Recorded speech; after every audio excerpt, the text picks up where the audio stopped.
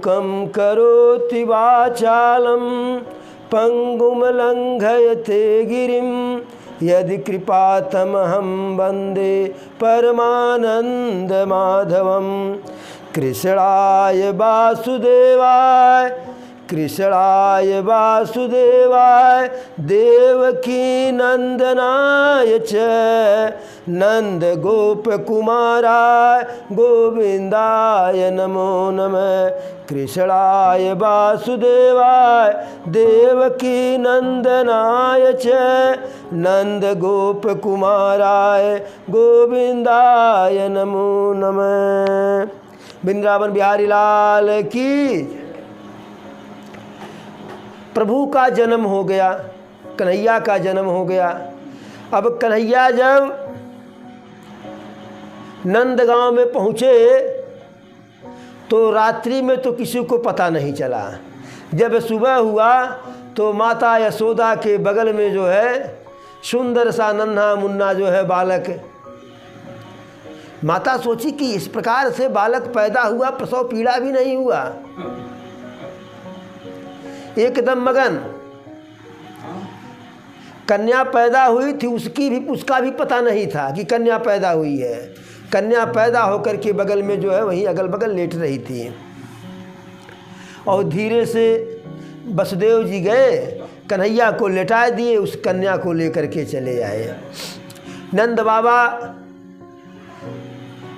ब्रज के बरसाने के गोकुल के जमींदार थे, क्योंकि वसुदेव के चचेरे भाई थे।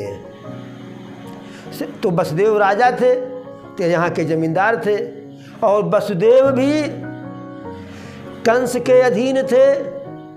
जैसे कंस मथुरा बहुत बड़ा वाला राजा था, उस समय राज्य था। उस समय जैसे हस्तिनापुर था वैसे मथुरा भी अपने आप में शक्तिशाली शासन राज था। जो है कंस शक्तिशाली राजा था वहाँ का। और जब वसुदेव उनके अधीन थे कंस के, तो नंद बाबा भी अधीन थे। अब कन्हैया के जन्मोत्सव में वहाँ पूरा उत्सव हुआ और कन्हैया ही जो है सच्चिदानंद है। नंद घर आनंद भयो जय कन्हैया लाल की।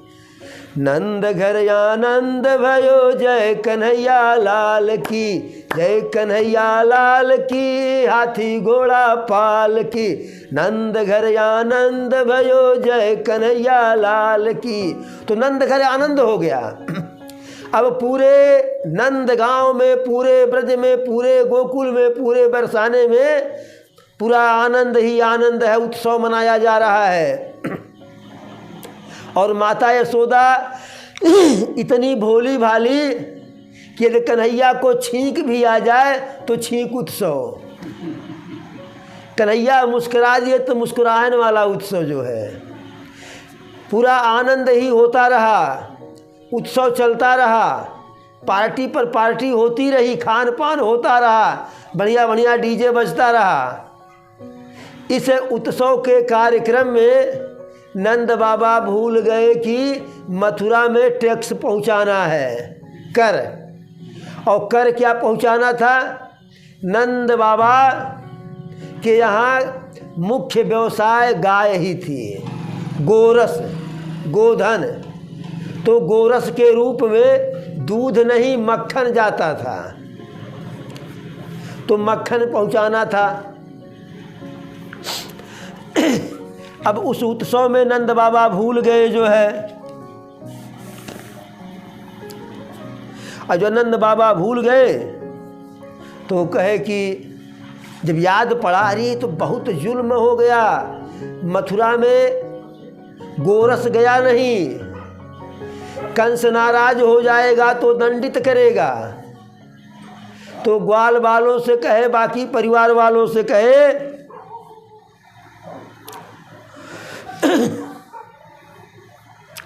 गोपाल गोकुल रक्षायाम निशेष मथुरागत नंद कंस वार्षिक्यम करम दातुम कुरु। ग्वाल वालों को कन्हैया की सुरक्षा की जिम्मेदारी दे करके कि आप लोग देखिएगा हम जा रहे हैं कंस को कर देने, गोरस देने। ग्वाल वालों ने कहा बाबा जाओ, कोई दिक्कत नहीं है, कन्हैया की सुरक्षा हमारे ऊपर, कन्हैया की सुरक्षा हमारे ऊपर। इधर नंद बाबा गए कन्हैया मथुरा में कर देने, गोरस पहुँचाने, मक्खन पहुँचाने।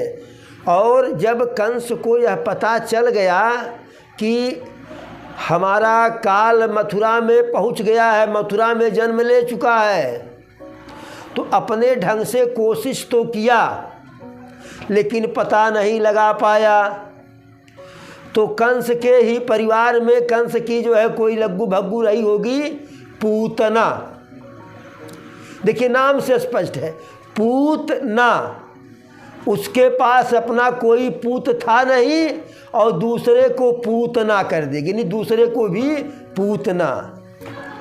तो नंद बाबा उधर गए हैं, कंस को बढ़िया अवसर मिला। कंस पूतना से कहा अब तुरंत जाओ। नंद बाबा नहीं है, वहाँ का जमींदार नहीं है, वहाँ खेला करना आसान है। यशोदा बहुत भोली भाली है, उनको बहलाना फुसलाना बहुत ही आसान है। पूतना आई तो नंदगांव में, गोकुल में, बरसाने में एक तरफ से पूतना करते हुए आई। जिनके बच्चे को पाई जो है कालकूट नामक विष, जो कालकूट नामक विष अपने स्तन पर लगाई थी। ये आज के बाजार वाला विष नहीं कि लिखा रहता है 10%, 15%, 20%, वो 100% विष था, स्तन पर लगाई हुई थी। और जिन जिन बच्चों को पाती थी जो है वही पिला देती थी। अच्छा उसी समय माता उत्सव चल ही रहा था, पूरे गोकुल के जो है ग्वालिनी जो है और सारे नर नारी, सारे स्त्रियां जो है, नंद बाबा जमींदार थे, उनके यहाँ उपहार ले ले करके जो है गिफ्ट ले ले करके आ रहे थे। इतने में पूतना भी सज धज करके पहुंच गई। माता यशोदा से कही दीदी दीदी तेरे घर लल्ला भाई, मेरे को सूचना नहीं दियो। अब माता यशोदा थोड़ा सा विस्मित हुई जो है कि भाई ये कौन है जो मुझको दीदी कह रही है, मैं इसको इसके पहले कभी देखी नहीं। और पूतना भी बढ़िया जो है मेकअप उकअप करके गई थी ग्वालिन की तरह से। पूतना कही कि जैसे मैं सुनी हूँ तैसे चली आई हूँ दौड़ी दौड़ी तेरे लल्ला को देखने के लिए, भर नज़र देख लूँ तब जाकर के दिल में चैन आवे। अब यशोदा सोची कि हो सकता है कि सगी मेरी बहन न हो, कोई ममेरी हो, फुफेरी हो, ननेरी हो, चचेरी हो, जिसको हम अभी तक न देखे हो, और मेरे घर ऐसा जो है बालक पैदा हुआ है, मारे खुशी के आई है। इधर उत्सव चल रहा है, उधर जो है माता यशोदा कहीं कि लल्ला वहाँ है। अब वह लल्ला के पास चली गई, लल्ला के पास चली गई।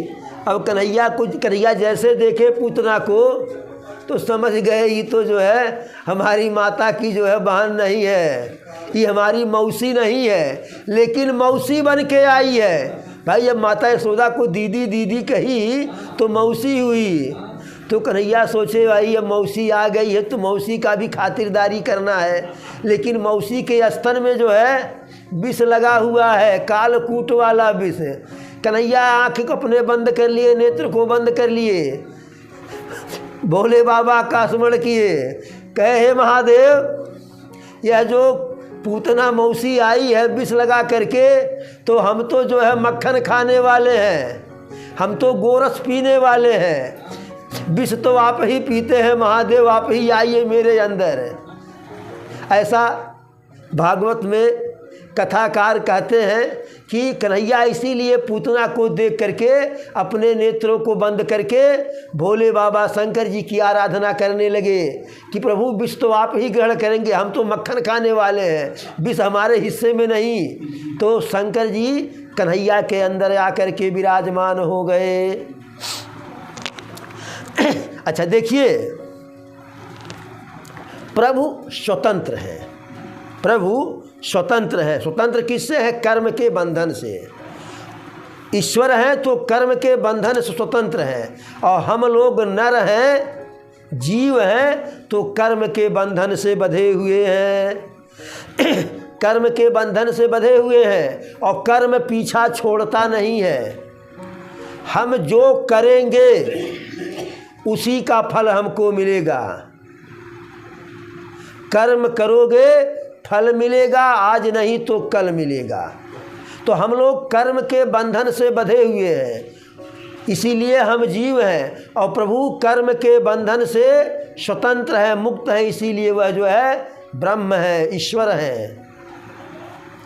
इसीलिए कर्म जो भी किया जाए सोच विचार करके अच्छा कर्म किया जाए।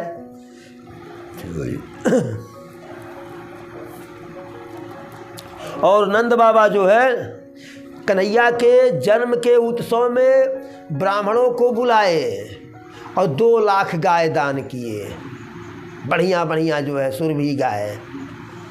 जब से कन्हैया आए कोई भी बात होती थी तो फला उत्सव, ब्राह्मणों को बुलाया जाता था।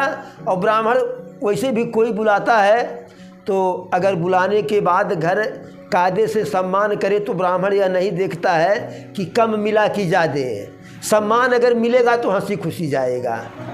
और घर जाने के बाद मान लीजिए जो बुलाया वो अपने खटिया पर बैठल नहीं, कहे बाबा तू बैठा, तब नहीं जाएगा। तो जैसे नंद बाबा के यहाँ से बुलावा होता था, बिल्कुल गह गह महगह होकर के विप्र देवता पहुँच जाते थे। और पहुँचे क्यों न? विप्रधेनु सुर संत हित लीन मनुजय अवतार, निज इच्छा निर्मित तनु माया गुण गोपार। तो विप्र के लिए विप्रधेनु सुर संत हित है। विप्र माने ब्राह्मण, धेनु माने गाय, सुर माने देवता, और संत माने ऋषि मुनि। और यह चारों 4 पुरुषार्थ के द्योतक हैं। ब्राह्मण धर्म का द्योतक है, ब्राह्मण के सन्निकट जाएंगे तो धर्म का सीख देगा। और धेनु अर्थ का कार्य की द्योतक है। पहले ज़माने में कहा जाता था गेहूँ यस अन्न और गाय यस धन। तो गाय जो है जो अर्थ का प्रतीक है, विप्रधेनु सुर। तो अर्थ, धर्म, अर्थ और काम, तो देवता लोगों के, सुर मतलब देवता, देवता की कृपा से हमारी काम इच्छा कामने की जो हमारी मनोकामना होती है वह पूरी होती है। और संत को सबसे लास्ट में कहा गया। तुलसी बाबा बड़े विद्वान रहे, थोड़े दिन उनकी मति मारी रही गई जो है, लेकिन उसके पहले भी विद्वान थे, उसके बाद भी जो है। एक बार सूरदास से किसी ने पूछा कि सूरदास जी आप जो है सबसे बड़े कवि हैं। सूरदास के उसमें कोई शक है? सबसे बड़े कवि हम ये हैं। तो जो पूछे वह कहे लेकिन भाई सभी लोग तो नंबर 1 वाला जो है तुलसी बाबा को बताते हैं। तो सूरदास कहे कि तुलसीदास कवि नहीं है, तुलसीदास कवि नहीं है, वह साक्षात सरस्वती शेषनाग नारद सब हैं, अकेले व्यास हैं, वाल्मीकि हैं। उनको कवि की श्रेणी में न लाया जाए। और कवि की जब बातें आएगी तो सबसे बड़ा मैं कवि हूँ। और कहा भी गया है सूर सूर तुलसी शशि, सूर सूर तुलसी शशि, उडगन केशवदास, अब के कवि द्योत समय, जह तह करत प्रकाश। तो सूरदास कवियों में सूर्य की समान प्रकाश फैलाने वाले, कीर्ति फैलाने वाले, यश फैलाने वाले चमक रहे हैं कवि सूरदास जो है। तुलसी शशि और तुलसीदास शीतलता प्रदान करने वाले हैं। चंद्रमा अमृत ही प्रदान करती, अमृत प्रदान करने वाले, अमृत प्रदान करने वाले हैं। राम की कथा जो मन से गा दे और जो मन लगा करके सुन ले, निश्चित है कि मोक्ष मिलना ही मिलना है, लेकिन अब बात है मन से। जैसे गोकर्ण कथा सबको सुनाए थे भागवत का, लेकिन रथ जो है लेकर के भगवान के पार्षद जो है धुंधकारी के लिए आए। जब गोकर्ण कहे कि भाई हम सभी लोग कथा सुने हैं, कहे हैं, तो कथा के फल में विभेद क्यों है? तो प्रभु के पार्षद कहे, हे गोकर्ण जी, सबके द्वारा कथा सुनने में विभेद है, इसलिए कथा के फल में भी विभेद है। तो श्री राम की कथा, राघव सरकार की कथा, अयोध्या नाथ की कथा, या इसी प्रकार से नंदलाल की कथा, बाल गोपाल की कथा, यशोदा नंदन की कथा, मुरलीधर की कथा, गिरधर की कथा, माखन चोर की कथा, चितवत नंद किशोर की कथा, जो मन लगा करके कहे और मन लगा करके सुने, दोनों को मोक्ष मिलना है। लेकिन सबसे बड़ी समस्या, न मन लगा करके हम कह पाते हैं, न मन लगा करके आप सुन पाते हैं, इसलिए 50-50 हो जाता है। मोक्ष नहीं मिलेगा लेकिन सद्गति मिलेगी, मोक्ष नहीं मिलेगा लेकिन सद्गति मिलेगी। तो सबसे बाद में तुलसी बाबा, विप्रधेनु सुर संत हित, संत का नाम सबसे बाद में लिए, क्यों? संत के ही जो है शरण में जाने के बाद जो है बिनु सत्संग विवेक न होई, राम कृपा बिनु सुलभ न सोई, सठ सुधरहि सत्संगत पाई, पारस परस कुधात सुहाई, अब भा मोहि भरोस हनुमंता, बिन हरि कृपा मिलहि नहीं संता। और प्रभु स्वयं कहते हैं, अरे प्रथम भगत संतन कर संगा, और दूसर ममरत कथा प्रसंगा। तो प्रभु को प्राप्त करने का पहली पात्रता जो है प्रभु की भक्ति है, और प्रभु के भक्ति का पहला लक्षण प्रथम भगति संतन कर संगा, संत का संग ही भक्ति का पहला लक्षण है। जैसे विद्यालय में दाखिला कराने के लिए पहला लक्षण की कुछ लिखना पढ़ना आता हो, उम्र 5 वर्ष की हो, जन्म प्रमाण पत्र हो, तो यह सारे जो है अनिवार्य शर्त हैं। माता पिता कोई हो, अभिभावक कोई हो, तो ऐसे प्रभु की भक्ति प्राप्त करने के लिए पहला लक्षण है कि संतों का संगत होना चाहिए। और संत की महिमा तो भाई देखिए जो है, संत की महिमा कहत साधु महिमा। अरे कभी कोविद विधि हरिहर बानी, कभी कोविद यरु हरिहर बानी, और कहत साधु महिमा सकुचानी। कभी कोविद विधि हरिहर बानी, कहत साधु महिमा सकुचानी। कभी विद्वान, विधाता, हरि विष्णु हर शंकर सब जो है साधु की महिमा कहते हुए सकुचाते हैं। तो इस प्रकार से संत का नाम बाबा बाद में लिए कि संत के शरण में जाने पर मोक्ष मिलेगा। तो प्रभु इसीलिए अवतार लिए थे, धर्म की रक्षा करने के लिए, लोगों को समृद्ध बनाने के लिए, लोगों की इच्छा की पूर्ति करने के लिए, लोगों को मोक्ष प्रदान करने के लिए। धर्म अर्थ काम मोक्षाय यस्यै कोपि न विद्यते। धर्म अर्थ काम मोक्षाय यस्यैन कोपि न विद्यते। ऊर्जा तलई अस्तन स्थिते तस्मत ही निर्भरार्थ में। तो इस प्रकार से वह पूतना आई जो है, पूतना प्रभु के पास गई, प्रभु आंखें अपना मूंद लिए जो है। विबुधा नाम बालक मारता हम चराचरात्मा सनहिलम ते क्षणम। अनेकों बालकों को मारते हुए आई थी, अनेकों बालकों की हत्या करते हुए आई थी। भाई नाम ही था पूतना, पूत नहीं रहने देगी। इसे लोग कहते हैं ना कि जकरे नाई है तो सोची क्यों न है जौन में तो पूतना थी। हाँ, तो इस प्रकार से सारे ब्रज के गोकुल के नंदगांव के बालकों को मारते हुए आई थी। कन्हैया के पास गई, कन्हैया आँख मूंद लिए, भोले बाबा को याद किए, भोले बाबा कन्हैया में आ गए। अब जैसे स्तन का पान कराई तो पहले हमारे कन्हैया किए क्या, कालकूट विष लगाई थी जो एकदम जो है 100% जो है। पहले विष का पान किए, विष के बाद दूध पी ली, जितना दूध था, दूध के बाद जितना उसके अंदर जितने लहू था जो है, खून था, उसको भी खींच लिए जो है। फिर प्राण खींचना प्रारंभ किए।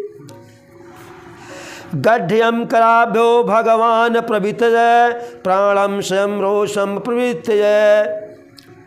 मैंने उसके दूध को, विष को भी खींचे, दूध को भी पी लिए सारा, खून भी खींच लिए और फिर प्राण खींचने लगे। बड़े जोर से चिल्लाई, लल्ला छोड़ दो। कन्हैया कहे मौसी यही तो हमारे में कमी है, जल्दी पकड़ता नहीं हूँ, पहले पकड़ूंगा नहीं, पकड़ लूँगा तो छोड़ूंगा नहीं। कन्हैया यक्के का तो हाथ छोड़े, कन्हैया जिसका पकड़े उसमें से किसी का हाथ नहीं छोड़े, मात्र राधा का हाथ छोड़े, बाकी कन्हैया किसी का हाथ नहीं छोड़े। और राधा का भी हाथ राधा को संतुष्ट करके छोड़े, मना करके छोड़े। तो कहे मौसी छोड़ने वाले नहीं है, तो कन्हैया को ले करके जो है उड़ने लगी पूतना। जैसे ही नंदगांव के थोड़ा सा आगे गई, कन्हैया पूरा जो है प्राण खींच लिए, और प्राण खींच लिए तो जैसे बड़ा सा पहाड़ टूट करके गिरा करके जो है कोस भर में उसकी जो है शरीर लाश गिरी जो है। पेड़ पालो सब दब गए थे। अब जब पेड़ पालो दब गए और इधर पूतना कन्हैया को लेकर के उड़ी, पूरे नंदगांव में हाहाकार मच गया जो है। माता यशोदा जो है बिल्कुल बावरी हो गई, मेरो लल्ला कहाँ गयो, मेरो लल्ला कहाँ गयो, रोने लगी, बिलखने लगी। पूरे ग्वाल बाल दौड़े। जब नंदगांव के बाहर गए तो देखे कि कोस भर में पूतना उत्तर दक्षिण को पड़ी हुई है और कन्हैया उसके पेट पर खेल रहे हैं, उसके पेट पर खेल रहे हैं। तब तक सबके सब पहुंच गए, माता यशोदा भी पहुंच गई। देखी कन्हैया खेल रहे हैं, कहें आए ये मेरा छोटा सा नन्हा सा बालक, इतना बड़ा से बालक कैसे? तो लोगों से पूछी कि इसको कौन गिरा दिया, कैसे यह मरी? तो ग्वाल बालों ने कहा कि दौड़ते समय ठेस लग करके गिर गई और चोट खा करके मर गई। माता यशोदा कहीं कि जब ठेस लगने से गिरना था तो महल में से ही गिर गई होती, यहाँ आसमान में कैसे गिरी? तो दूसरे ग्वाल बाल का है ठेस लगने से नहीं गिरी, मेरो कन्हैया मार करके गिरा दिया, मुक्का मारा। तो माता यशोदा कही कि मेरा इतना बड़ा कन्हैया जो है और इतनी बड़ी पूतना को मुक्का मार के गिरा पाएगा? फिर हाल जो भी हुआ जो है, पूतना मारी गई। इतने में नंद बाबा उधर से आ गए। नंद बाबा आए, देखे कि रास्ते में पूतना ऐसे लेटी हुई है, इस पार गांव वाले हैं, इस पार बगल से होकर के आए। कहे ये क्या हुआ? लोगों ने सारी वृत्तांत, सारी कथा नंद बाबा को बताई। नंद बाबा कहे तभी तो मैं मथुरा में रुक नहीं पायो। वहाँ ब्राह्मणों ने, पंडितों ने मुझसे कहे कि नंद बाबा जाओ, जल्दी जाओ, तुम्हारे नंदगांव में, तुम्हारे बरसाने में, गोकुला में कुछ होने वाला है, कुछ गड़बड़ होने वाला है। और मैं वहाँ से चला सीधे दौड़ते दौड़ते, माला जपते जपते, गोली सरकाते सरकाते, माला सरकाते सरकाते, अरे श्रीमन नारायण नारायण हरि हरि, श्रीमन नारायण नारायण हरि हरि, स्वामी नारायण नारायण हरि हरि, श्रीमन नारायण नारायण हरि हरि। तो इस प्रकार से नंद बाबा आए। अब यह हुआ कि जो है कि पूतना तो मर गई, लेकिन नंद बाबा कहे ये तो अच्छी बात है, मर गई पूतना, एक ग्रह कटा, लेकिन यह है कि मथुरा और जो है गोकुल में आने जाने का रास्ता बंद हो गया है। इस रास्ता को किसी प्रकार से खाली करवाया जाए। तो लोगों ने अपना टांगी कटारी इत्यादि सब लेकर के जो है लोग आए, और सबसे पहले जो है सीढ़ी ला करके, सीढ़ी लगा करके कन्हैया को उतारा गया। उस पर से कन्हैया उतरे, और जब कन्हैया उतरे मुस्कुराते हुए, और फिर यह हो कि इसको क्या किया जाए, इसको पूतना को क्या किया जाए। तो हुआ कि पूतना को काट काट करके जो है काटा जाए, और तब इसको इकट्ठा किया जाए, और जो पेड़ पालो इसके नीचे दबा है उसी पेड़ पालो को इकट्ठा जोड़ करके आग लगा दिया जाए। तो इस प्रकार से आग लगा दिया गया, और जब आग लग गया तो पूतना जो है जल करके राख हो गई। एक जो है ये पूतना का वध इस प्रकार से प्रभु किए, जो है पूतना का वध हुआ। अब एक बार माता यशोदा जो है कन्हैया को नहला करके, खिला करके, तेल बुकवा काजल लगा करके जो है पलंग पर लिटा दी, झूला पर जो है, और झूला पर झूलते झूलते कन्हैया जो है करवट ले लिए, कन्हैया करवट ले लिए। अब जब करवट ले लिए कन्हैया, तो माता यशोदा देखी कि भाई छोटे से छोटा सा बालक जो है करवट जब लेता है तो उसे करवट लिवाना पड़ता है, अपने मन से करवट नहीं ले पाता, छोटा सा बालक है। तो जब करवट लिए कन्हैया तो मारे खुशी के माता यशोदा कहीं कि इसका एक उत्सव होना चाहिए। ब्राह्मणों को बुलाया गया कि कन्हैया पहली बार करवट लियो है, तो ब्राह्मणों को दान दिया गया, और खूब गाजा बाजा बजा, खूब गाजा बाजा बजा, और गोपियाँ जो है उपहार इत्यादि ले करके आई जो है। तो माता यशोदा कहीं ऐसा है कि आप लोग जो है थोड़ा शांत रहिए, मेरो लल्ला सो रहा है, भी जग जाएगा। तो गोपियाँ कहीं बताइए हम यहाँ चुप रहने के लिए आए हैं, हम तो गाना बजाना करने के लिए आए ही हैं। तब माता कहे ऐसा है कि थोड़ी देर रुक जाओ, थोड़ी देर के लिए रुक जाओ, अभी हम लल्ला को कहीं जो है बगल में कर दें जो है, तब गाना बजाना हो। तो इस प्रकार से बाहर एक जो है बैलगाड़ी खड़ी थी, और माता यशोदा ले जा करके जो है उस बैलगाड़ी के नीचे पलंगा लगा करके जो है कन्हैया को सुला दिए। और जब कन्हैया को सुला दी जो है, तो कन्हैया उधर सो रहे हैं, और जब पूतना मर गई तो कंस को बड़ी चिंता हुई, कंस को बहुत ही चिंता हुई। इतनी चिंता हुई कि लग रहा है कि हमारा शत्रु बड़ा प्रबल है, मेरे हाथ से धीरे धीरे निकल जा रहा है। तो शकटासुर को भेजा कंस, कंस प्रभु को मारने के लिए शकटासुर को भेजा।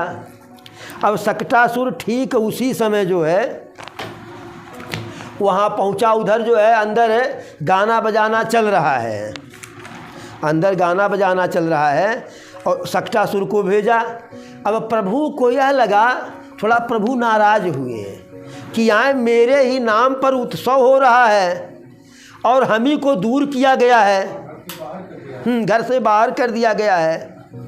तो प्रभु थोड़ा सा नाराज़ हुए, प्रभु थोड़ा सा नाराज़ हुए। देखिए जब बाल रूप में उनको आप बुलाए हैं, बंदौ बाल रूप सोई नामो, तो बालक ही उनको समझिए।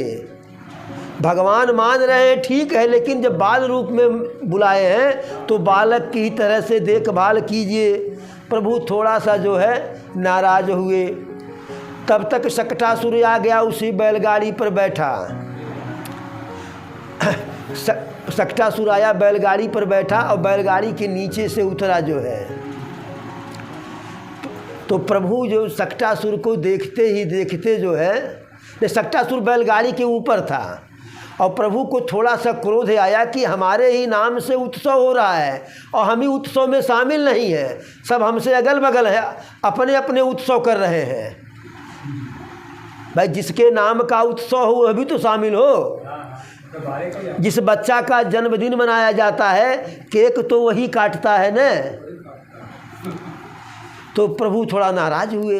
तब प्रभु किए क्या, उसी पलंगे पर से खेलते खेलते जो है अपना एक पैर खींच के मारे बैलगाड़ी पर और बैलगाड़ी सहित सकटासुर जो है आसमान में उड़ा जो है। और आसमान में उड़ा और आकर के अरर बैलगाड़ी जो है बगल में प्रभु के तड़ाक से गिरा, खटपट खटपट करते हुए भड़ाक से। बड़े ज़ोर से आवाज़ आई। और जब बड़े ज़ोर से आवाज़ आई तब जितने लोग अंदर गाना बजाना सब, एक कन्हैया को क्या, कन्हैया के बगल में बैलगाड़ी गिर गया, चोट लग गई, चोट लग गई। सबके सब दौड़ करके आए। अब देखे बैलगाड़ी अलग टूटी फूटी पड़ी है और सकटासुर अलग मरा पड़ा है। अब माता यशोदा पूछी कि इस सकटास बैलगाड़ी को कौन उड़ाया और सकटासुर को किसने मारा। तो ग्वाल बाल कहे, मैया मैया मैंने देखा है, तेरों लल्ला बैलगाड़ी पे खींच के पैर से मारा, बैलगाड़ी आसमान में चली गई। माता कहीं कि अरे मेरा इतना बड़ा लल्ला छोटा सा जो है अभी दुधमुआ बैलगाड़ी को मारेगा, बैलगाड़ी आसमान में चली जाएगी। अब ग्वाल बाल कहे, मैया मानो चाहे न मानो जो है कारण यही है। तो इस प्रकार से प्रभु पूतना और सकटासुर का वध किए।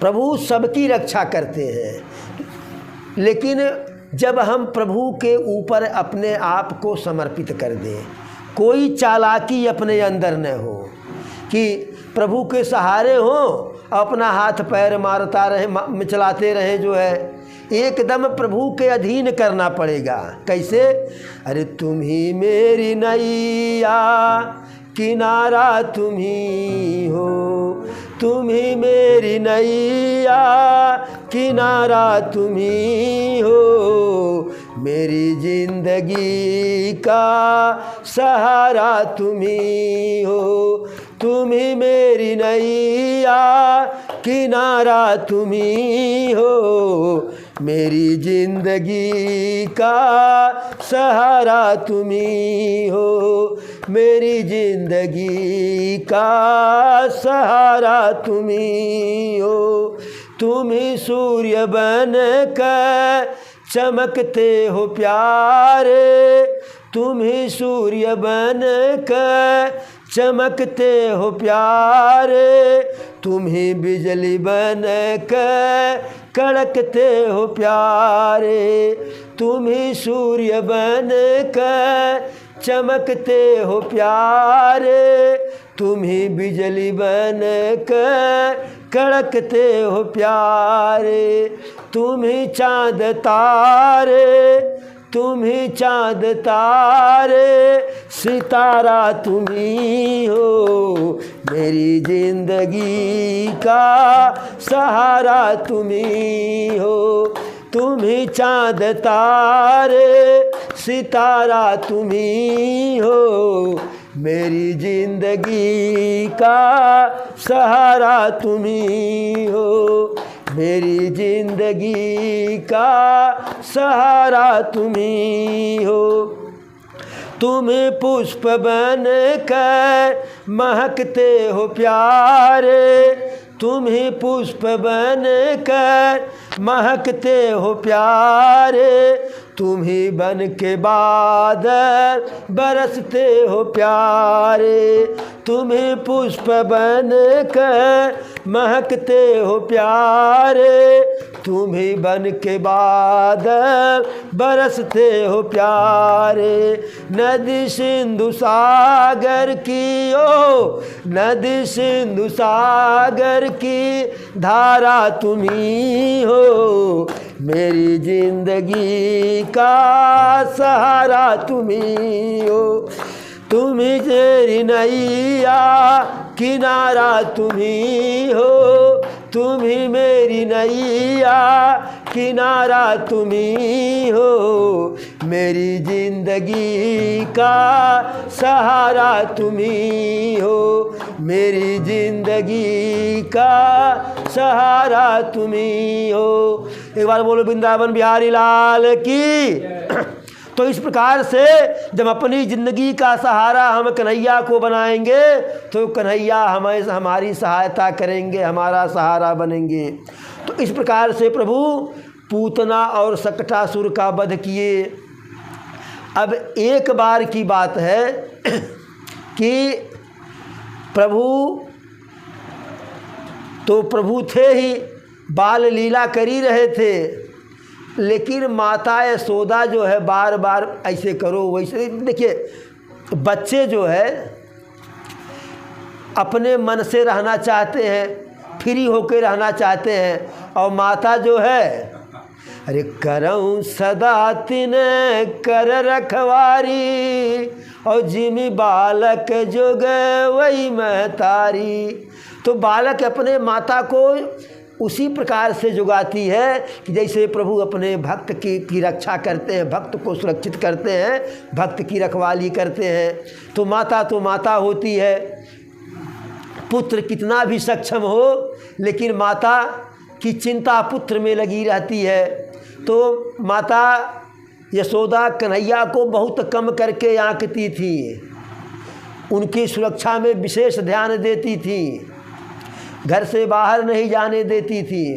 तो कन्हैया कहे कि थोड़ा सा माता को अपने बारे में परिचय कराई दे, ज़्यादा नहीं थोड़ा सा परिचय कराए दे।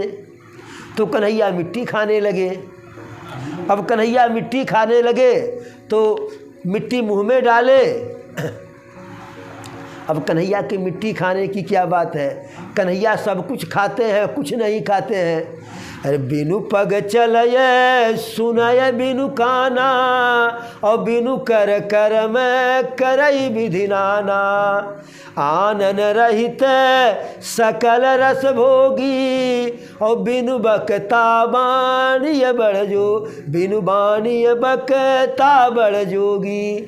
तो कुछ नहीं है, हाथ नहीं है, पैर नहीं है, लेकिन बहुत कर्म करते हैं, बहुत चलते हैं। मुख नहीं है, सारा रस भक्षण करते हैं। वाणी नहीं है, फिर भी बहुत कुछ बोलते हैं। सबसे बड़ा वक्ता वही है, वह जो बोल दिए वही सत्य है। राम नाम सत्य है, बाकी सब मिथ्या है। तो कन्हैया कहे कि माता को थोड़ा सा दिखा दे, अपने बारे में जरा सा जान ले। तो अब माता कहीं मिट्टी निकालो निकालो निकालो। अब कन्हैया मुँह खोल ही नहीं रहे हैं, ऐसे मुँह पकड़ी और फैलाई, अंगुली डाली, तब तक कन्हैया अपना मुँह फैला दिए। और जब मुख कन्हैया फैला दिए जो है, तो कन्हैया के मुख में माता को सातों ब्रह्मांड दिखाई पड़ा, तीनों लोक दिखाई पड़ा, असंख्य तारे, असंख्य ग्रह, असंख्य सूर्य चंद्रमा सब दिखाई पड़े जो है, असंख्य पृथ्वी दिखाई पड़ी। और माता यह भी देखी कि सारे ब्रह्मांड का मालिक मेरा कन्हैया ही है। सारे देवता देवी देवता सब जो है, सारे चराचर जो है प्रभु के आगे हाथ जोड़ करके प्रभु की सेवा में लगे हुए हैं। माता यशोदा इस स्वरूप को देख करके विस्मृत हो गई, भौचक सा गई। तब कन्हैया को लगा कि माता को हम कुछ ज़्यादा दिखा दिए, माता को हम कुछ ज़्यादा दिखा दिए। तब कन्हैया कहे माता घबराओ मत, लेकिन हमारे इस रूप की चर्चा किसी से मत करना। तो माता कान पकड़ी, कहीं चर्चा नहीं करेंगे, लेकिन पहले असली वाले रूप में हो जाओ। अब इस रूप में कभी मेरे सामने तुम न आना तो मैं चर्चा नहीं करूंगी। तो हमारे यहाँ की तो माताएं भगवान का भी कान पकड़ करके सही की हैं। तो कन्हैया जो है फिर बाल रूप में आ गए, फिर वही ठुमुक चलत वाले में जो है उस रूप में आ गए। किलकत कान घुटुरुअन आवत। अच्छा, यह जो है माता को अपना जो है दिखाए जो है विराट रूप है। फिर एक बार की बात है, कन्हैया बड़े उत्पाती थे, कन्हैया बड़े उत्पाती थे। चलिए ठीक है, उनके बाल लीला का जो है, जो लीला किए हैं उसकी कथा कल कही जाए, आज यहीं तक। एक बार बोलो वृंदावन बिहारी लाल की।